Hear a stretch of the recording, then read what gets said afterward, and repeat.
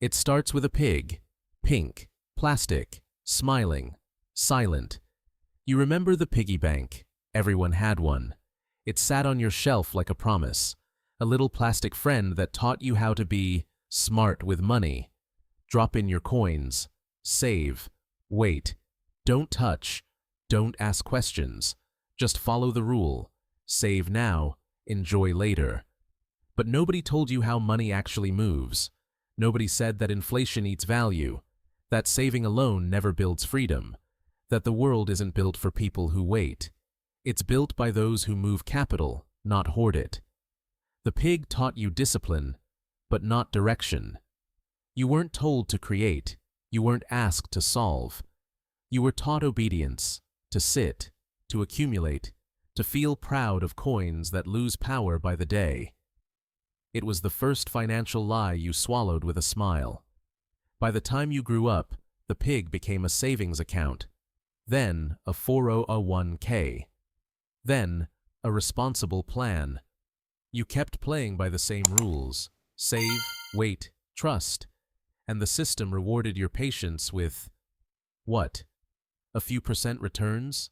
Shrinking buying power? A life spent hoping your later would someday arrive. But real money doesn't sleep in plastic pigs. It flows, it works, it compounds, it takes risk. And from the very beginning, you were never taught to think like the people who designed the game. You were just told to be good. 12 years of school, 0 hours on leverage. You spent over a decade in classrooms, memorizing state capitals, solving equations you'd never use, learning to follow instructions, raise your hand, ask permission. But in all those years, did anyone ever explain how credit works, how to build assets, what inflation does to savings, how taxes erode your paycheck before it even hits your account? No, because the goal wasn't to prepare you for ownership. The goal was to make you functional inside someone else's system. Financial education in school isn't just absent, it's deliberately avoided. If you were taught how compound interest can trap or free you, how banks create money from debt, how the wealthy structure their income through entities and leverage, you might start asking questions that make you harder to manage. You might stop thinking like a worker. And the system needs workers, not strategists. It needs good students who become good employees. People who budget their time, follow the plan, collect the benefits, and never question who wrote the curriculum. Even the language is revealing. You're taught to earn a living, as if life must be purchased, to save for retirement, as if your best years are somewhere far off, only reachable by following a straight, narrow path. But no one says, own equity, create flow, control your outcomes, because that kind of thinking doesn't serve the system. It threatens it. You earned, you celebrated, you spent, you started losing. You remember your first paycheck. Maybe you were 16, maybe 22. Either way, it felt like a rite of passage.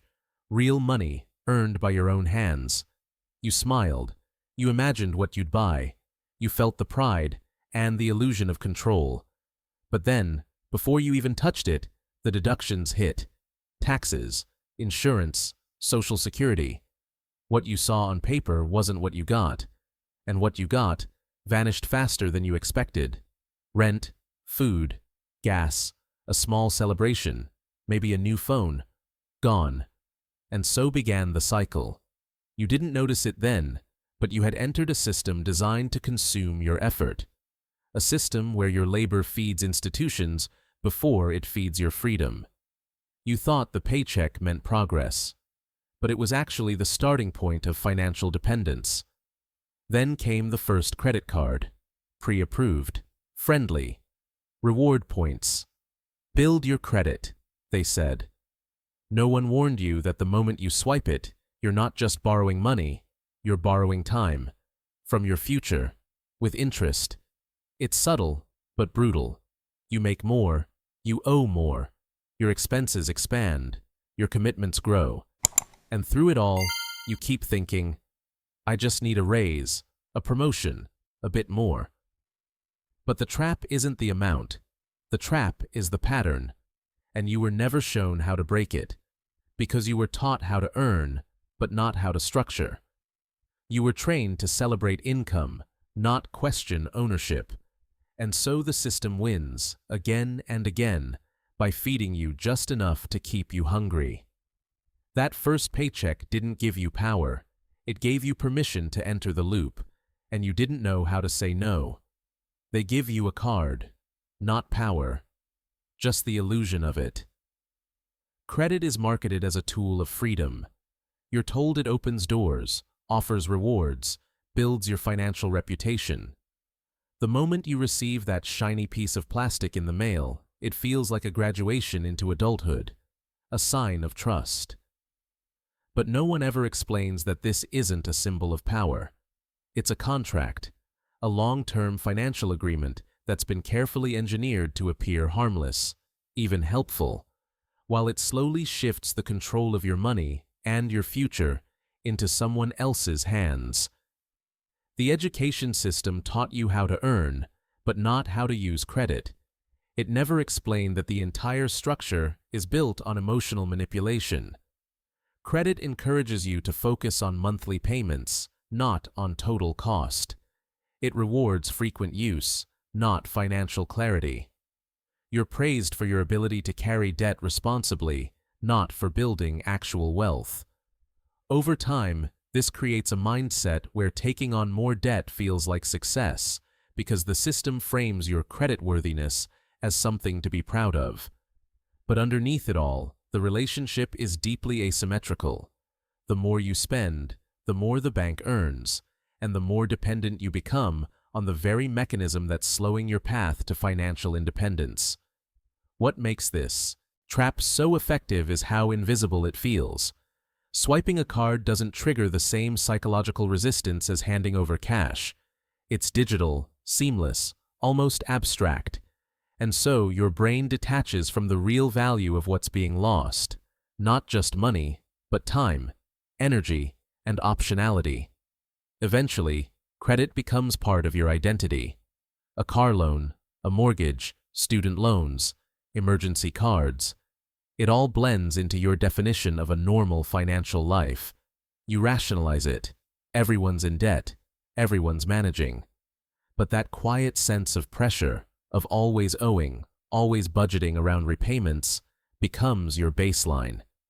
You live with financial tension and call it maturity. The truth is simple but rarely spoken. You were taught to manage debt, not escape it. Because for the system to thrive, you must remain just free enough to keep working, but never so free that you can walk away. You got the house, the ring, the life, but not the freedom. There's a point in life where it looks like you've made it. You have a mortgage, a spouse, a car or two, a regular paycheck, maybe even a family. To the outside world, you've checked every box of the modern success story. You own a home, or so you think, and every part of your life seems structured, responsible, mature. But quietly, beneath all the milestones, there's a growing pressure, a weight you can't quite explain. Month after month, your income flows directly into payments: mortgage, insurance, property taxes, maintenance. Add car loans, student debt, groceries, childcare, and what's left at the end? Not much. You tell yourself this is just how adulthood works, a constant cycle of earning and spending. But there's a subtle truth that starts to surface. You don't feel free, you feel tired and trapped. You were told that buying a house is an investment, that marriage is stability, that dual incomes would bring comfort. But in reality, the house owns you. It dictates where you live, what job you can take, how flexible your life can be. The marriage adds love and partnership, but also shared debt, shared pressure, shared financial fear. The dream life you built becomes a structure that you have to hold up, not one that holds you. And the most dangerous part? You rarely question it, because questioning it feels like betrayal. of your choices, your partner, your identity. You play the role. You say the right things. But deep down, the math doesn't add up. If this is success, why does it feel like survival? The myth of arrival, the belief that owning things equals freedom, keeps you from seeing the system. It's not about what you have. It's about whether what you have is working for you, or whether you're still working for it. You work 40 years to rest for 10, if you're lucky. The retirement dream is sold to you early. It's packaged in smiling stock photos of silver-haired couples walking on beaches, laughing over wine, finally, enjoying life. It tells you that all the years of sacrifice, the early mornings, the student loans, the career stress, the quiet resentment, will one day pay off. That if you just keep saving, keep working, keep following the formula, you'll arrive at peace.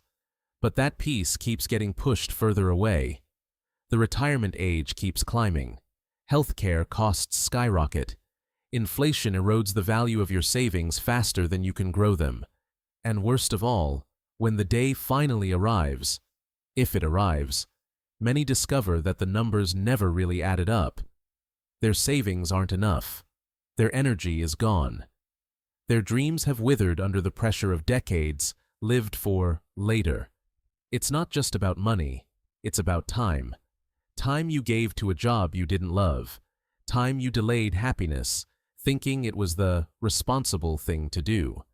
Time you didn't take for your family, your health, your curiosity, all traded for the idea that someday you'd be free. But freedom isn't something you buy at 65. It's something you build, decision by decision, far earlier than that. Most retirement plans weren't designed to empower you.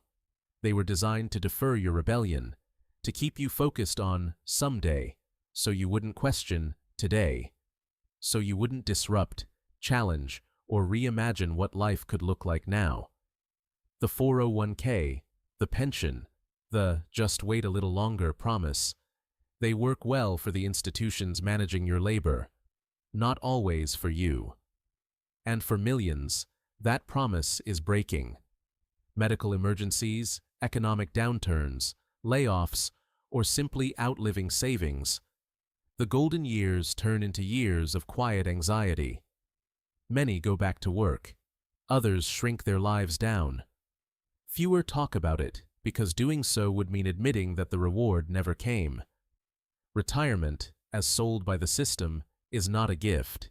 It's a pacifier, a delay tactic. And unless you're in control of your financial flow, your skills, your capital, your leverage, you're not preparing for freedom. You're simply postponing the moment you realize it never came. They need you to be responsible, so they can stay rich. If you've done everything right, worked hard, avoided debt when possible, saved consistently, trusted retirement plans, and still feel stuck, it's not because you failed. It's because the system wasn't built to reward your discipline. It was built to extract value from it. Every part of the be responsible narrative benefits someone else. When you save your money in a bank, it gets loaned out and earns them interest. When you contribute to your 401k, the management fees quietly chip away year after year, regardless of market performance. When you pay your mortgage on time for 30 years, you deliver predictable income to lenders and investors. When you invest in index funds and hold passively, asset managers like BlackRock and Vanguard gain power, not you. They want you patient, predictable, passive, the perfect citizen of the financial machine. You're taught that it's noble to delay gratification, that it's smart to play the long game. And in some ways, it is, but only if you control the terms. Because while you're waiting for someday, someone else is using your money, your time, and your work to win today. Banks, corporations, and institutions love good savers and safe investors, not because it makes you rich, but because it keeps them in control.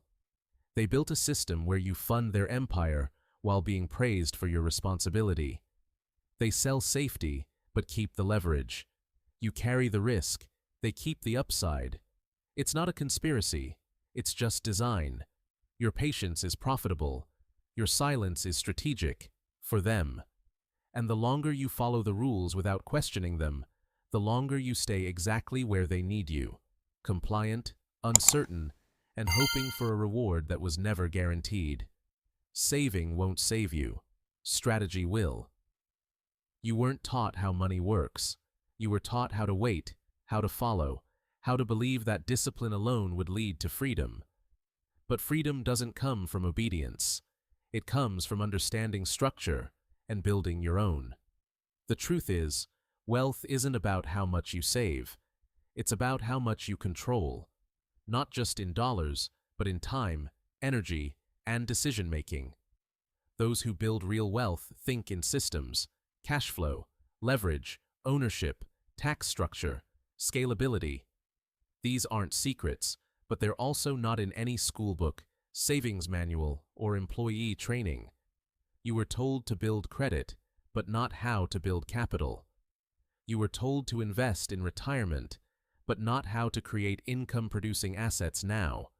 You were told to delay, to be cautious, to play it safe, while the people at the top took risks, moved money, structured deals, and taught their children not to wait for someone else's plan to reward them.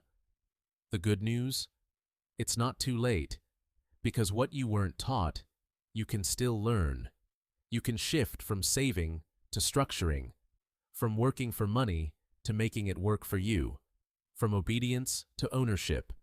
Start asking new questions, not, how much can I save? But, how can I multiply what I have? Not, what do I need to retire? But, what do I need to never rely on a retirement plan at all? Because the goal was never just to have enough money. The goal was to stop trading your life for someone else's timeline. The most important financial question isn't about budgeting or cutting expenses. It's this: does your money work harder than you do? If the answer is no, it's time to change the answer.